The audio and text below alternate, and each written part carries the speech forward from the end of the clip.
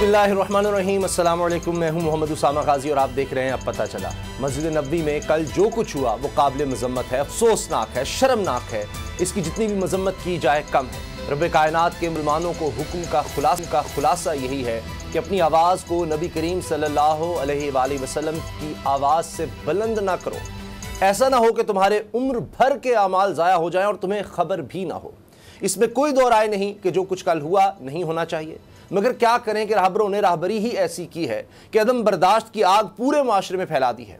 यह आग किसी एक फरीक ने नहीं लगाई, कोई एक पार्टी जिम्मेदार नहीं। पीटीआई, नून लीग, जेयूआई सब के सब जिम्मेदार है। सब ने अपनी अपनी हैसियत के मुताबिक इस काम को कार खैर समझ कर हिस्सा डाला है। मैं कोई इल्ज़ाम नहीं लगा रहा, बल्कि यह हकीकत है जिसके सबूत जा बजा सोशल मीडिया पर बिखरे पड़े हैं। क्या आपको याद नहीं कि माजी में यही काम उस वक्त के वज़ीर आज़म इमरान खान के साथ हुआ था? तो मरियम नवाज साहिबा ने क्या ट्वीट किया था? क्या उस वक्त यह मुकद्दस मकाम की बेहुरमती नहीं थी? असल मसला ही यही है कि हमारे सारे गुनाह नहीं, सवाब के काम और दूसरों के सवाब भी हमें गुनाह कबीरा दिखाई देते हैं।